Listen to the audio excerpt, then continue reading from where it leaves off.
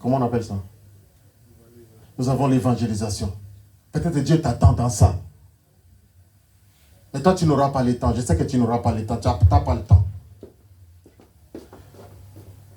J'ai noté quelque chose qui m'a beaucoup touché.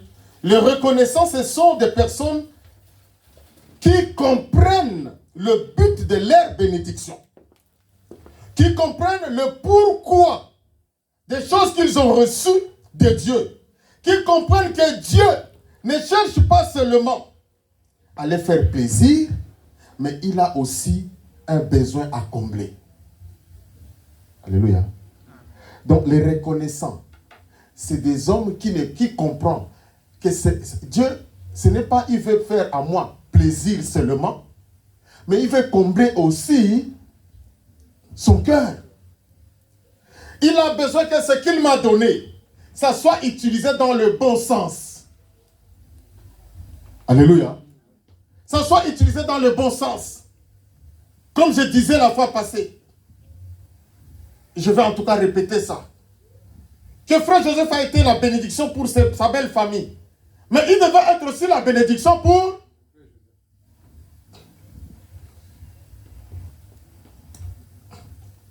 Mais on abandonne même celui qui t'a fait du bien. On dit, ah, je vais donner à Sœur Marie. Même si je donne à la Sœur Marie, c'est la même chose, non? C'est pas comme ça? Il y a des gens qui disent, je ne vais pas donner la dîme à l'église, je vais donner aux pauvres. Vous voyez, quand tu n'as pas la notion, tu vas faire du n'importe quoi. Et pourtant, lui, en priant pour sa famille, sa belle famille, il se disait, ah, j'aurai une église et ils sont des premiers fidèles. Alléluia. Amen. Oui, c'est aussi bénéfique. Dieu nous a créés aussi avec intérêt pour qu'on l'adore. Il y a des intérêts sordides, mais il y a des intérêts loyaux.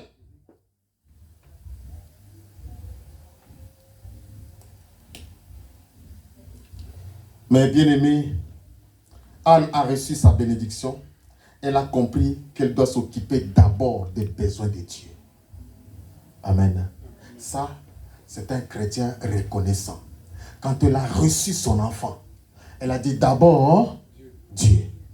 Mon plaisir après. Ça, c'est quelqu'un qui comprend pourquoi Dieu l'a béni. Dieu l'a béni d'abord pour lui. Donc quand lui, il a acheté le téléphone, c'était pour d'abord lui. Mais elle a pris le téléphone pour communiquer avec papa Gabi. Frère Joseph dit, je crois que tu es en train de blaguer avec moi. Moi, j'ai acheté le téléphone pour que communique. Toi, tu communiques avec frère Roland. Ça va pas? Moi, je t'ai béni pour moi. Et toi, tu commences à bénir les pauvres. Et l'église n'a pas les moyens pour payer même la salle. Et ça, c'est la reconnaissance?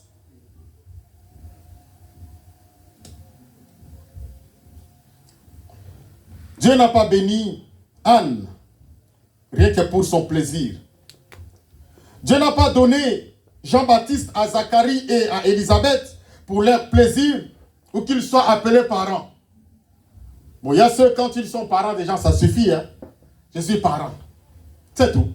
Et les enfants, là, on a que le plaisir de jouer avec nos enfants, de se balader avec nos enfants, et c'est tout.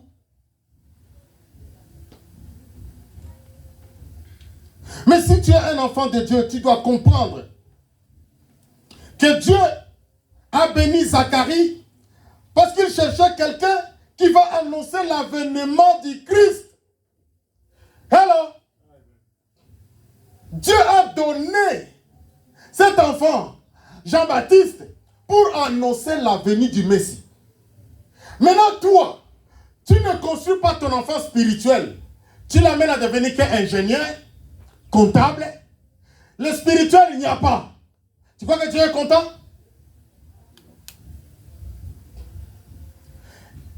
Zacharie a compris avec Élisabeth que l'enfant que Dieu nous a donné, c'est pour un but. D'abord spirituel, avant que ça soit matériel ou naturel. D'abord, Dieu. Et quand ils ont compris ça, ils ont laissé Jean-Baptiste faire son travail. Amen.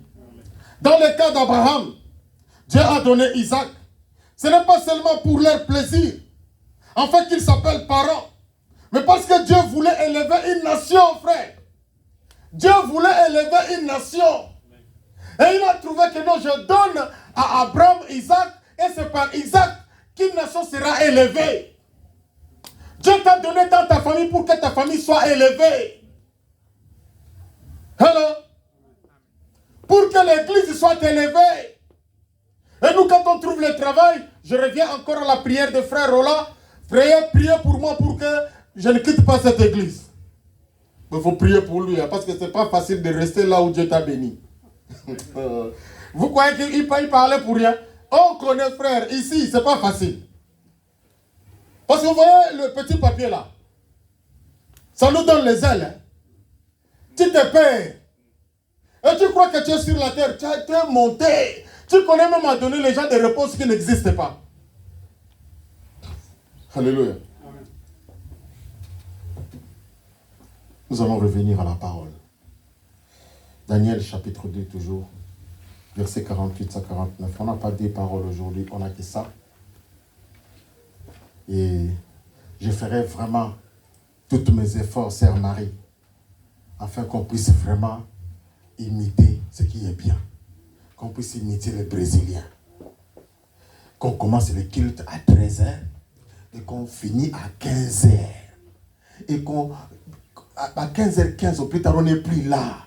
Frère, comment tu imagines que les gens là, ils commencent le culte à 10h, à 12h37, on est arrivé, si c'est 30h30. Il n'y a personne dans la salle. Ils ont fermé la salle. Parce qu'il finit à midi, juste. Il finit à midi, juste. Du coup, ils ont le temps de discuter.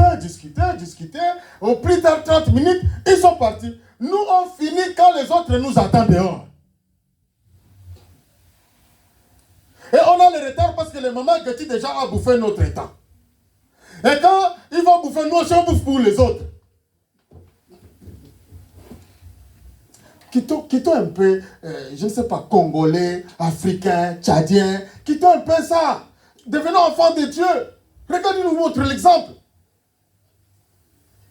Notre Saint-Esprit, il connaît l'heure du début. Il ne connaît pas. Lui, il peut déborder. Oh, il faut suivre le Saint-Esprit. Dieu, c'est un Dieu d'ordre. Dieu, c'est un Dieu d'ordre. Donc, quand nous, on fait les plans, que le mardi, on a culte à telle heure, Dieu, il nous suit. Alléluia. Quand on dit que le jeudi, on a culte à telle heure, Dieu, il est là au lieu de rendez-vous. C'est toi qui lui as donné rendez-vous. Ce qui fait que quand toi, tu n'es pas là, dans tes plans, que tu es donc, pour lui, tu l'as négligé. Alléluia. Au moins que ce soit dans le cas de mon frère Crispin, qui commence le travail à 4 heures, il ne peut pas rester, ce n'est pas possible. Là, même Dieu lui-même y voit. Même si c'est qui a fait son programme, et zap. Un frère Roland, je ne vous vois pas à l'enseignement, je ne vous vois pas à la prière, je ne vous vois pas, je ne sais pas. Et pourtant, quand je regarde, vous regardez même le programme que Pasteur Guy envoie, mais après, vous n'êtes pas là. Bon, vous êtes quand même fidèle à Dieu. Hein?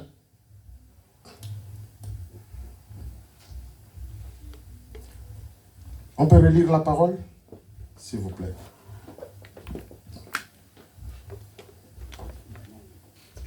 Daniel chapitre 2, versets 48 à 49.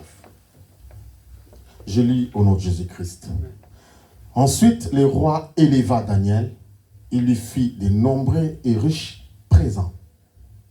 Il lui donna le commandement de toute la province de Babylone. Il l'établit chef suprême de tous les sages de Babylone. Daniel pria le roi de remettre l'intendance de la province de Babylone à Shadrach, Meshach et Abed-Nego. Et Daniel était à la cour du roi. Parole du Seigneur. Dieu a élevé Daniel. Amen. Dieu a élevé Daniel.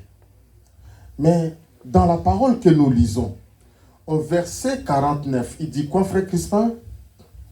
Verset 49. Oui. Daniel pria le roi. Ok, merci frère. Daniel est nommé gouverneur. Mais le problème de Daniel, c'est quoi de prier les rois? Pourquoi il prie les rois? Pourquoi il prie les rois? C'est dans ton texte. Daniel pria les rois de remettre